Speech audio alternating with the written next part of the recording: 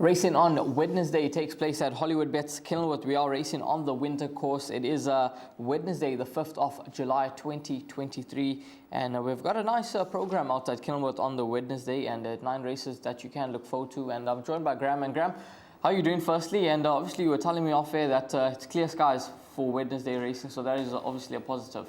Yes, it's a tough card, but the one certainty is we're going to race. I was chatting to Dean Diedrichs. The skies have cleared. We've had no rain in Cape Town for a couple of days, no rain forecast until the weekend. He did suggest that the going will be good to soft, but racing will go ahead, the first of 9 off at 12 o'clock. So that's good news. Absolutely. Now, race number 1, it will not form part of any of the exotics on the day, as it is a 9-race program. But for race number 1, get your bets on by 12 o'clock. This is a maiden juvenile plate set to be run over the 1,000-meter trip for the fillies. And there's quite a few horses that are stepping out here, and a few horses that are turning off a rest. So 3 coins, your 28-10 favorite, 11-2 about Trip to the Woods, Candy Town, slight support, 8-1 down 6-1. Along with the Pineapple Mint Green and Winter Rainfall at 8-1, 10-1, and Better Bar those. Now, Graham, what's your thoughts on the first race on the program? This individual 3 coins, a daughter of Give Me the Green Light out of a Dynasty mare, Bella Bella. We all know what she did. And yeah, this filly obviously first time out. What's your sort of thoughts and any feedback regarding the comments with regards to this filly? Yeah, no, I'm not quite sure what to make, because they're not very strong, and the betting suggests that she's vulnerable because they've priced her up at 5-2. She was meant to run the other day. A lot of these horses were meant to run previously, and of course we know about all of those postponements and abandonments, but as I mentioned a moment ago, we're definitely going ahead with racing this Wednesday. Beautiful pedigree, as does number 13, Pineapple Mint Green, both bred by the Fontaine stud, both retained by the stud. So the stud are going head-to-head, and Richard Faree riding 3 coins, and Keegan DeMello riding for Eric Sands, number 13, Pineapple Mint Green. So both of those have pedigrees to suggest they could win first time out. Candy Town, as you've mentioned, a bit of money around for that. I'm expecting a first-timer to win this race. I don't think that the form of Trip to the Woods is strong enough, and while I'm expecting improvement from number 10, Winter Rainfall, perhaps that debut run was also not good enough, although it was way back in December, so she could have improved enormously. It's almost like Winter Rainfall is once again making her debut. De Janeiro has done enough to suggest she could be involved in the trifectas and the quartets, but again, I'm not sure that her form that she's shown in her 4 starts is good enough to win. So fortunately, it is not a bipod or place accumulator race. It's a nice race to try and catch the quartets and the trifectas. It's going to revolve around numbers 12, 3 coins, and 13, Pineapple Mint Green. As we get closer to race time, the market may be a better indicator than the anti-post market is, but I'm expecting them to run first and second, but I do have healthy respect for a little bit of money that's come for number 1, Candy Town. As is the case when this first time is around, follow the market and see if there is any sort of guide for you in terms of the betting market here when it comes to the first time. It's race number 1, a tricky start, but maybe who knows, it could be a race to follow in time to come. Race number 2, which will be the start of the bipod, 1,200 meters the trip, and this is a juvenile plate for the fillies that goes off at 12:30 on the afternoon. So get those bipod bets on by 12:30. Favorite below deck, 18-10. Unconquerable Lady is at 28-10. It's Montreal at 5-1, 6-1. And Better Bar those. Now, this filly below deck, she obviously won her last start. I thought it was quite a hard-fought victory. She did a lot of things wrong on that occasion, and the fact that she got over the line, and that would have helped her confidence. I think there's still a lot to come. She's obviously been given a rest with all the meetings being abandoned and whatnot, but she goes here again, 1,200 meters, and then Unconquerable Lady, who ran behind October Morn last time out, and she's obviously returning off a quick backup, but that run would have brought her on nicely. Well, I think we can assume that Unconquerable Lady will be one of the fitter runners in the race. We know, and we've said it over and over again, that although racing is confidently going ahead on Wednesday, obviously many of the training regimes have been interrupted, but they've had a couple of days to come right now, so hopefully they're starting to get some work into these horses. But Unconquerable Lady has raced as recently as the 24th of June, whereas Below Deck's last run was on the 1st of May. For that reason, my first choice in the opening leg of the bipod would be number 2, Unconquerable Lady. I'm going with the fitness on her side. Below Deck steps back 200 meters. As you say, it was a workmanlike victory when she won a maiden, rather than being blown away, but it was only a second start. She was still very green. She should not be overly compromised by the fact that she's stepping back to 1,200 metres. She should be very competitive.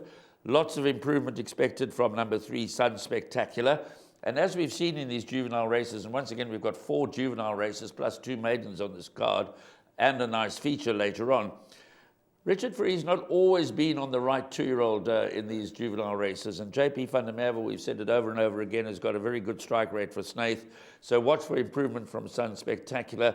And the only other runner I would consider would be number 8, Lip Sync. I think she might be better than that last run, but for me it's a little tricky to start to the bipod, so I'm going to include all of numbers 2, Unconquerable Lady, 3, Sun Spectacular, 8, Lip Sync, and 10, Below Deck. Maybe it's overkill.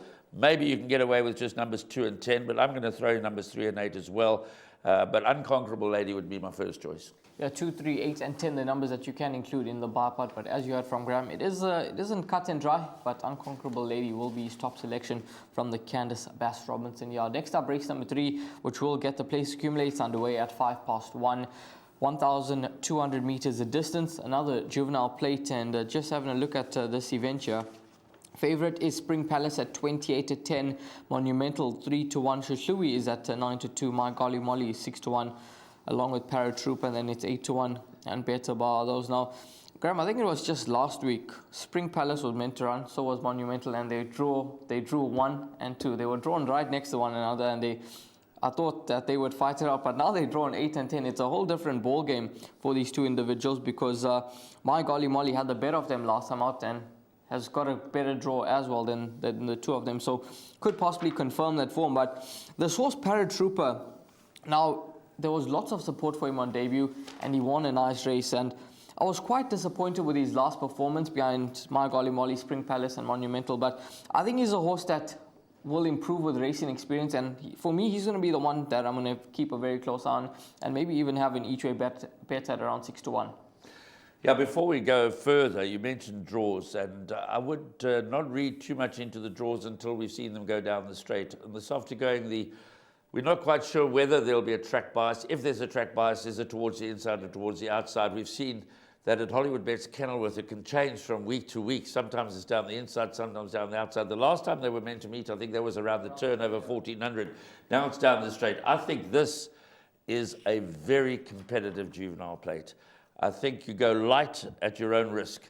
I think all of numbers 2, My Golly Molly, even the first time at 5, Night Bomber, I would have some respect for. That stable just can't go wrong, and Louis Mkotwe rides the well-bred son of Lancaster Bomber for Brett Crawford. Paratrooper, Shlui, Spring Palace, Greenland, Monumental, they've all got winning claims. My first choice would be number 2, My Golly Molly. I have healthy respect for Paratrooper. Certainly I've selected that to run into the money. But my first choice would be number 2, My Golly Molly. Might have improved sufficiently to, obviously it meets the others on slightly worse weight terms, but it's a very competitive race. So 2, 6, 8, and 10 at the very minimum. 2, 6 is Paratrooper, 8 Spring Palace, 10 Monumental. Monumental was very disappointing last time, but he's got to be better than that. He comes with a big reputation. And of course, Keegan DeMello is now riding him for the 3rd time. So Keegan DeMello stays with Monumental, and that's a sign that he's determined to get something more out of him. But it's a very competitive juvenile plate. Their respective fitness will go on trial here. They're improving at different rates. They're young horses. My hesitant first choice would be My Golly Molly. But yeah, I do respect your choice, Paratrooper. But at least 4 horses in the PA and the bipod. That's 2, 6, 8, and 10, the numbers that Graham has mentioned that you can include into the bipod, and of course into leg number 1 of that place accumulator. Race number 4, the start of the pick 6 over the 1,000 meter trip. You need to get your pick 6 bets on by 20-2 on the afternoon, and this event here, it's an event where your favorite is Seeking the Life at 5-2. There's been money for this individual. Green Knight 28-10, Cabaret 5-1, Boogie Fight at 7-1, and then it's 10-1. And Better Bar those. Now, Graham, the first timers dominate the market here, and it's obviously not going to be a surprise to see them dominate the finish as well. When having a look at the form and what the runners represent in black and white, it's easy to look past them, and it's easy to say that the first timers obviously could come out victorious in this event, because nothing really stands out from the race runners. This is a very interesting race. So you're going to think I'm totally insane But you've got to bear in mind the rules, the toad rules. So this is the first leg of the pick six, and as you mentioned, a first timer is going to win the race. Of that, I'm pretty sure. But in the pick six, you might get away. Well, I was thinking about number 10, Pontevecchio as a banker, but I think you need to put number 11, Graduation Time as well, because that showed marked improvement last time by Captain Error. I don't think either are going to run a place. And here I'm saying that in the pick six, you'll get away with just including numbers 10, Pontevecchio, and 11, Graduation Time, because of the first-timer rule. I don't know which of these first-timers is going to win. Yes. So I wouldn't put either Pontevecchio or Graduation Time into the bipod or the place accumulator, but I'm putting only those two in the pick six, unless before pick six time, I'm going to include those two, and the one that money might come for in a serious way, just so, then you can double up, because obviously the pick six, the first race runner home qualifies, as well as obviously the winner if it's a first timer. And I can't see anything else other than 10 Pontevecchio or 11 Graduation Time amongst those that have run before. But the bipod, the place accumulator, is a whole different game. Money's coming for Seeking the Life, Well-Bred Son of Vercingetorix. Cabaret, there was talk about that, was meant to make its debut the other day. Beautifully bred by Oratorio out of Valderra. Very, very fast family, as we know. And then, of course, what a pedigree for number 6, Boogie Fight. 2-year-old son of Justify, American champion out of a trippy mare that was obviously exported to Australia.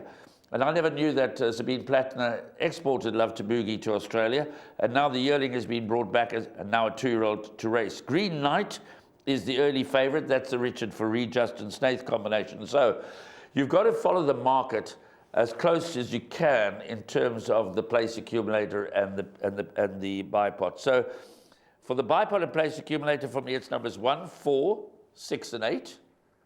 But for the pick six, numbers 10 and 11, I hope that makes sense to everybody. That's absolutely crazy. But that is how the pick six works. Obviously, the 2 race runners home will qualify. One of them will qualify for the first time. It does come through to win. And then you heard from Grammy's numbers for the bipod and the place accumulator. It's going to be an interesting race, and I follow the market here with regards to the first timers, and a few of them are very, very well bred individuals. So it's going to be interesting to see who comes out victorious in race number 4. Next up, race number 5, 1400 meters the distance, the first race around the turn. 2:15 is the time that you need to get your bets on by, and race number 5 will be the start of Jackpot 1 as well. Favorite in this event is Snow Pilot. There's been support 7-10 into 6-10. Lady Mallorca 6-1, 14-1, and better bar those. So it's a race where little are given any chance here, according to the fixed odds market. Oliver, the only scratching in the event. And this individual, Snow Pilot, a well-bred son of Lancaster Bomber, he's going around the turn once again. Last time out, he had a deep draw to contend with. He's a lot better drawn this time around, and he could certainly take a step forward, and as the market does suggest, he's the one to beat. Clearly the one to beat. So we've gone a little wide in our bipods and place accumulators over races 2, 3, and 4. From a bipod and a place accumulator point of view, I'm very happy to bank a number 5, Snow Pilot. Better drawn this time, threatening to win. It is disappointing that he's had 4 starts in the maidens without winning, but I think he's shown enough to suggest he'll get it right this time. But I think in the pick 6, you've got to respect number 7, Lady Mallorca. I don't think you can just make it a one-horse race. They're the only 2 quoted in the betting. Lady Mallorca's at 5-1. So for the pick 6 point of view, I'm going to include numbers 5, 7, and 8. I'm going to include the scratching so that 2/3 of my perm goes through with Snow Pilot and 1/3 of my perm with Lady Mallorca. I don't want them going through equally. I do prefer Snow Pilot. I often do that because if the favourite is going to win, go through with a greater percentage than if the second favourite is going to win. So in the pick 6, I'm going to include numbers 5, 7, and 8, the early scratching, so as to double up with Snow Pilot. But place accumulators and bipods, we've gone a little wide earlier, so we need to bank something, and I'm happy to bank a Snow Pilot. I think he's going to get it right. If he doesn't win this race, or at least run a very creditable second behind Lady Mallorca if she steps up, then he's clearly disappointing and is not going to be as good as his pedigree suggests he might be. There's no other form to go around, and there's no other betting support at this stage for any of the other runners. So, 5, 7, and then anything. It's certainly difficult to look past numbers 5 and 7 because it does become tricky. So as you heard from Graham, 5, 7, 8, the numbers that he's going to go with in the pick 6. And when it comes to the PA and bipod, horse number 5, Snow Pilot, is going to be a banker. Race number 6, next up, maiden plate for the fillies and mares over the 1600 meter trip. And race number 6 will be the start of Jackpot 2 at 10-3. Analytic pole position draw 28-10. It's then 4-1 about Epic Kleros at 13-2. Women's World 7-1 and better bar those. Now, this filly Analytic, after what was a rather poor introduction to racing, she's obviously stepped forward and she's improving nicely. She's got a pole position draw. She's got champion-elect Keegan DeMillo aboard. And she's definitely a filly that I can see going very close. And then we've got this other filly, Epic Kleros, who was quite a bit of talk for on debut. And she ran a fair race. And then second time off asking, there was lots of talk and lots of money for her. But she was well beaten behind the well-bred Beach Bomb. This filly can definitely take a step forward now that she steps up to the mile, which is obviously a trip that's going to suit her a lot better than just 1,200 meters. So I can see numbers 1 and 6 fighting out this finish, but I think even a horse like Sunshine Day could improve and get into the mix because she wasn't too far off them last time out.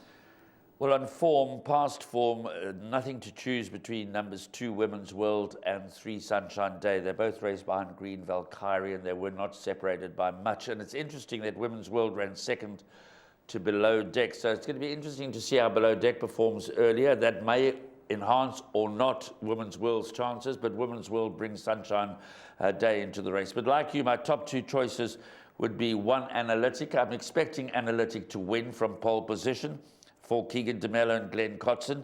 Epic Kleros will continue to improve further. Now, earlier on in the day, Sun Spectacular runs. That ran third behind Beach Bomb, only a head away behind Epic Kleros. Now, unfortunately, one is running over 1,200 again and the other is running over a mile. So even if Sun Spectacular doesn't shape up that well, it doesn't necessarily mean that the form is not being franked, because Epic Kleros stepping up to a mile could be a different kettle of fish. But it'll be interesting to see how Sun Spectacular goes earlier, because that's a form line that is under scrutiny.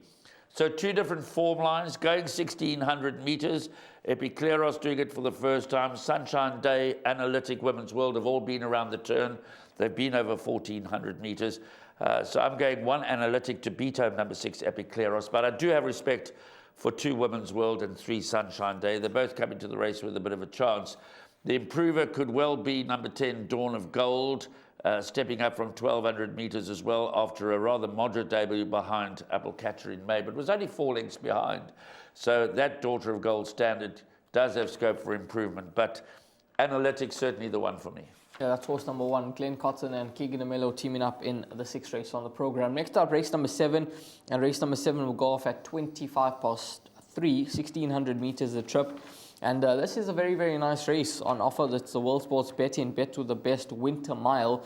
And just having a look at the fixed odds betting market, it's wide open. 9-2 the field. Sugar Mountain at 9-2. It's 11-2 Fire Alley, 6-1 about Linebacker, 7-1 King Regent, 8-1 and better bar those. And Graham, this is a very nice race with some nice horses on show. And the horse that I think we all want to see race back in action is number 3 Linebacker, because last year he was in the Hollywoodbets Durbanville. The previous year he was there as well, and obviously this year he didn't take his place. But he's a horse that had his comeback run last time out. I thought it was a fair run. He wasn't beaten too far. He made a bit of headway. He's got a neat draw, but he's got a shoulder 61.5, and having to concede weight to horses that are in better form than him at the moment is not going to be easy, but he's a class performer. Yeah, look, he's got to be the first choice for me. I know he's 767 days without a win, but Linebacker, I was pleased with it last effort behind Royal Aussie. He was 2 lengths behind Fire Alley. They meet at the same turn, so there's every chance for Fire Alley to confirm the form, but they go 200 meters further. I saw enough then. It was his first run since the World Sports Betting Cape Town met. I saw enough in that race to suggest he could win next time. I think, obviously, in the interim, his fitness has to be taken on trust, but that is the same with all of the runners. He's well drawn. So I'm definitely going with number 3 Linebacker. There is some 7-1 around. I think that's a very generous anti-post price. I know they're betting wide, but I think that's very, very generous in this kind of lineup. So Linebacker is actually my confident first choice. Maybe I'm sticking my head out too far and can get it chopped off, and if that's the case, well, so be it. But he's a multiple grade one. We know he can run. He's got the draw. He's had the 1 start. I'm not too concerned about the second run after rest syndrome in this case. So Linebacker, my first choice. But obviously, Candice Bass-Robinson's 2 runners. Sugar Mountain showed that 1,600 meters he can cope with last time. He's won his last 2 starts. Fire Alley, not the most genuine, not always the most consistent, but when in the mood, very strong front runner. King Regent, not without a chance for the Keegan DeMello Glenn Cotson team, also has shown enough to be competitive in this kind of a race.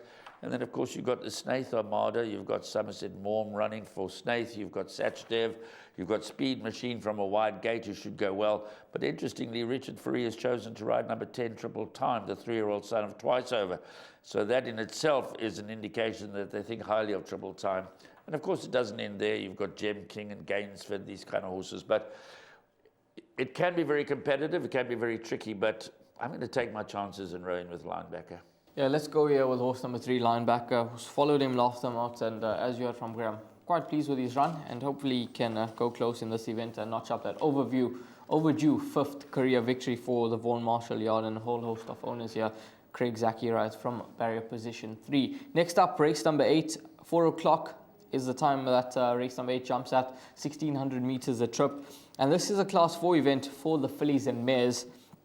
And just having a look at the fixed odds betting market, Cloud Chaser 7-2, Meta is at 4-1. It is Philosophize at 11-2, and then Island Treasure 7-1, along with Symphony of Light 8-1, and Better Bar. Those now, these class 4 events, sometimes they can throw up a bit of an upset result, but I like this filly number 2, Island Treasure. I followed her in her last 2 starts, and I thought she would have got the job done, but she's pulled a good draw on Wednesday, as opposed to last time out, 12 out of 13.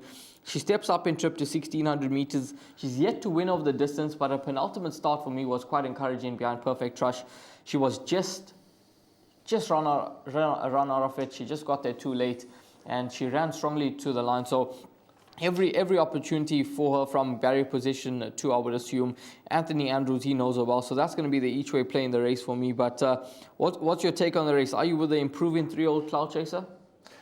Look, I'm going to go with 4 runners, and I'm not going to try and single out the winner here. The Perfect Trust form you've mentioned, that's where Island Treasure ran second, beaten a short head by Perfect Trust. Right behind her in that race were Cloud Chaser and Meta. So that form line suggests there's not too much to choose between Island Treasure, Cloud Chaser, and Meta. Then, if you look at Philosophize behind Queen of Sparta, finished just ahead of Island Treasure when they ran second and fourth behind Queen of Sparta. So for me, Meta would be my hesitant first choice, but I'm going to include all of numbers 2 Island Treasure, 5 Cloud Chaser, 6 Meta, and 12 Philosophize.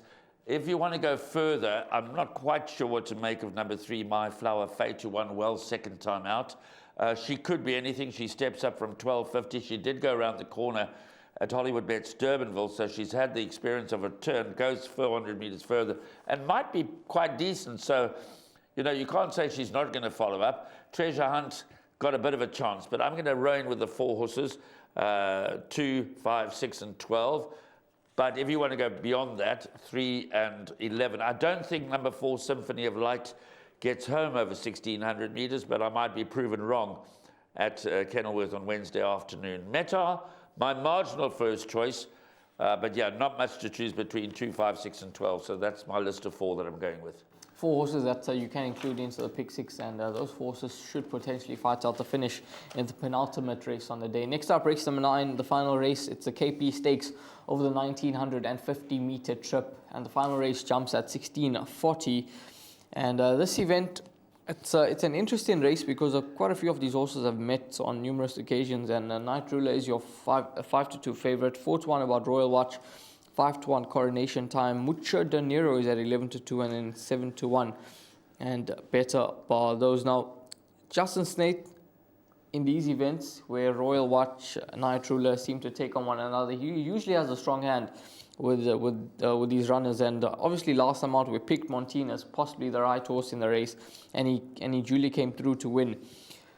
From his 3 horses in this event, would you have a preference for either or? Personally, for me, I think number 7, Mucho De Niro, there's more to come from this individual. They all 3 got big chances. I can't separate them. So, you know, you've got to throw in the old days. We keep talking about the good old days when couplings you could banker. But Night Ruler, Royal Watch, and Mucho Dinero. They've all three got to go in. As you say, they beat each other. Royal Watch and Night Ruler have been against each other head-to-head so many times.